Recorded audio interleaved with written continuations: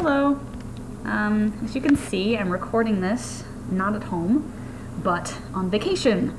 But I finally watched another sort of science fiction movie, and I am going to talk about it. So, the movie is called The Right Stuff. It's from the early 80s, and it's about not science fiction so much as probably a little embellished science history fact. So The Right Stuff is about the Mercury 7 astronauts, or the 7 Mercury astronauts, I guess would be more correct. And it's also about Chuck Yeager. So, like, first of all, this movie is 3 hours long, which is like an hour longer than it needs to be.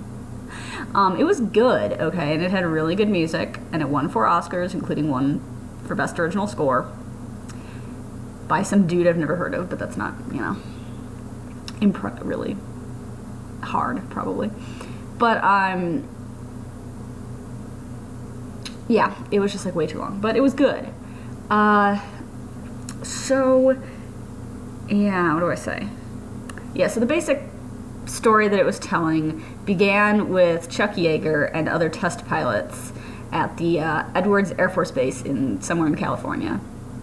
And it was just sort of about how there's all these crazy people who will just sort of throw themselves into the newest technology that flies and try and break records and stuff. So Chuck Yeager's like out there breaking records. So while we're watching it, my dad looked up some stuff about Chuck Yeager. And we learned this one thing. When he broke the sound barrier, he was 24 years old. So if you ever wanted to feel like really inadequate about your life, just remember that Chuck Yeager was 24 when he broke the sound barrier. What have you done? Nothing, that's what. But I'm also not crazy, and I'm also not dead, like a lot of the pilots in this movie. Actually, like, nobody really dies. Like, there's a couple of guys who die at the beginning who are test pilots, but none of the astronauts die. But they keep trying to kind of, in this movie, to be dramatic and to be kind of like, something could go wrong. And obviously, for the characters, that's significant, but for the audience, you're sitting there like, look, I know Gus Grissom is not going to drown, okay? Because I know how he dies, and this is not how he dies, so it's just like, But, yeah, so it's all about the Mercury project, and it was kind of odd because you had Chuck Yeager and the test pilots, but then the astronauts were mostly different guys. Like, they brought in a bunch of naval pilots, and then some Air Force guys got in. But Chuck Yeager, like, wasn't even involved in it. He was just kind of watching on the TV. But, I don't know. It was weird. But then this was like an odd movie. I feel like I should know the names of some of the actors who were in it, but I so don't. I recognized a few of them, but I don't know what from. Like, the one guy I figured out, and I don't know who the fuck he was playing, though. He was one of the Mercury 7, but, like, one of the ones nobody cares about, I guess. Like, I don't know the character's name. I don't know who this guy was. But he was definitely the actor in Aliens who played Bishop. But I spent, like, the whole movie trying to figure out where the hell I've seen the guy who played Alan Shepard before, because he just looked really familiar, but I still haven't figured it out. I don't know what the fuck he was in. I don't know.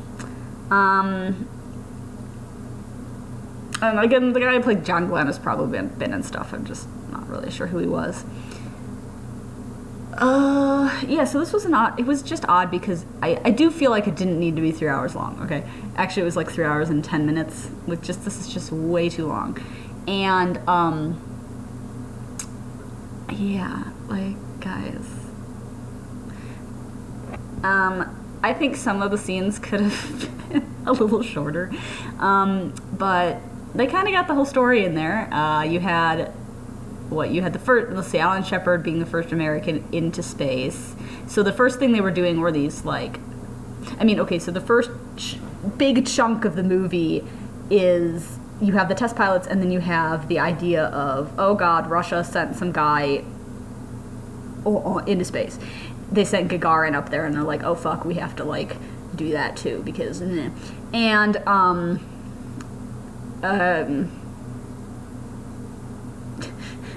LBJ is in this a lot.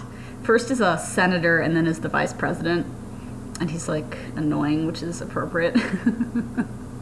And baby Jeff Goldblum's in this movie. Like, he looks like a fawn. It's ridiculous.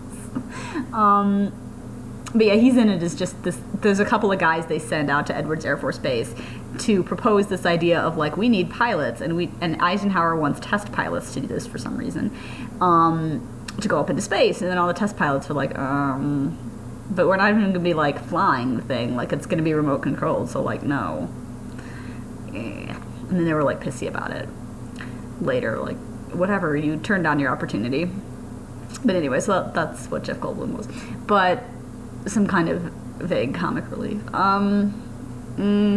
Okay, so anyway, so then you have this big chunk of the movie that's the group of pilots training and going through a bunch of really intense, crazy, weird shit to try and figure out who is like astronaut material. So finally they pick 7 of them. And then there's all that. And there's a whole bunch of stuff about the media too. And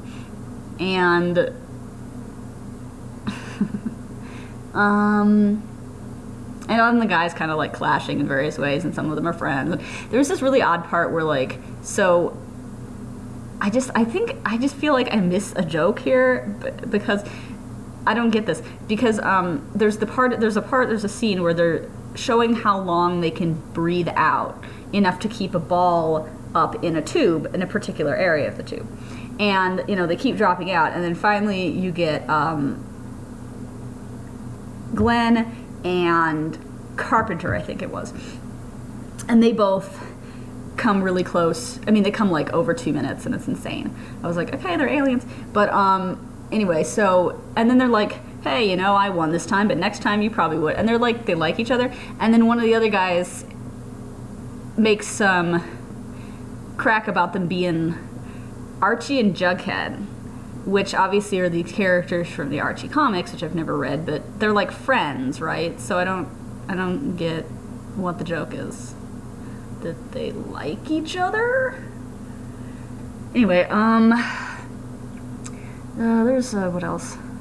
Yeah, there's a lot of odd stuff in this movie. Like, okay, I'll leave the oddest bit for last. But some other odd stuff was like,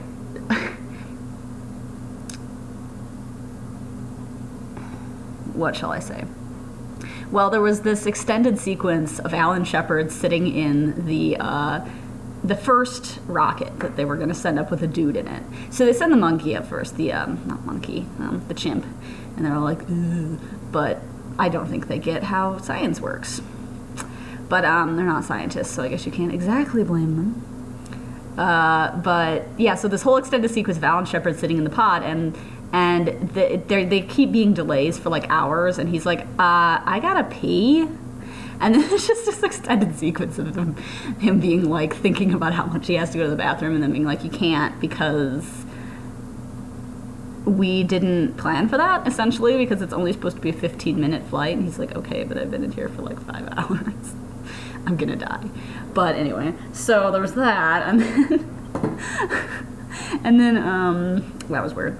And then there was also with Shepard, this weird running thing about him being racist. I don't know. He was some stupid jokes about some Mexican actor that he was doing an impression of or something. I don't know. Okay, but the weirdest part is when John Glenn is up there, and he's being the first American to go all the to orbit the globe in space, and there's this part where he sees all these little like sparkles. So he's on the night side of the Earth, and there's all these little sparkles flying around. He's trying to take a picture of them. This I vaguely understand is something that happened, and I'm not sure if they ever figured out an explanation for it, because the circumstances under which I came aware that this happened was kind of in a unexplained weird phenomena YouTube video kind of aliens thing. But I don't know. You can never really trust those, because there usually is an explanation for the stuff that they're talking about. My favorite is whenever people bring up the Tunguska kind of the mystery impact there in 1908, and it's like it was a meteor, guys.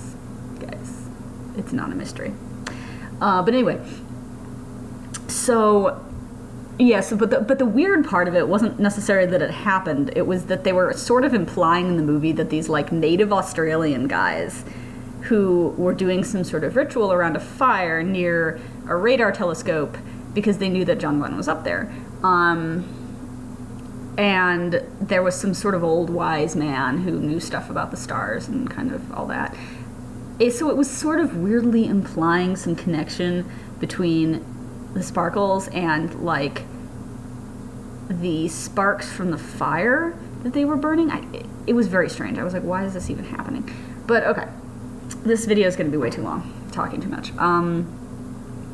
Long story short, much like this movie, it's a good movie, and I would recommend watching it if you have 3 hours to spare. My understanding is that it's fairly accurate,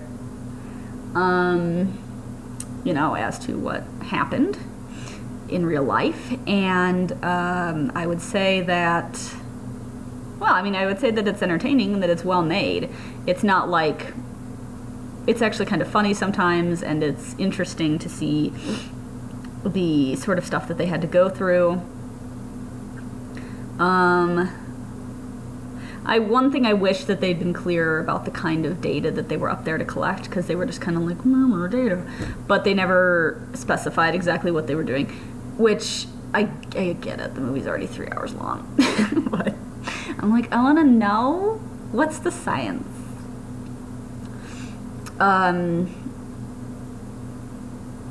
Yeah, so this movie, it happens. So you should watch it. The Right Stuff.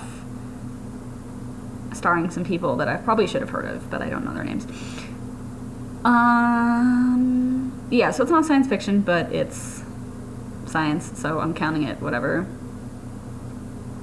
And I'll see you when I see you next.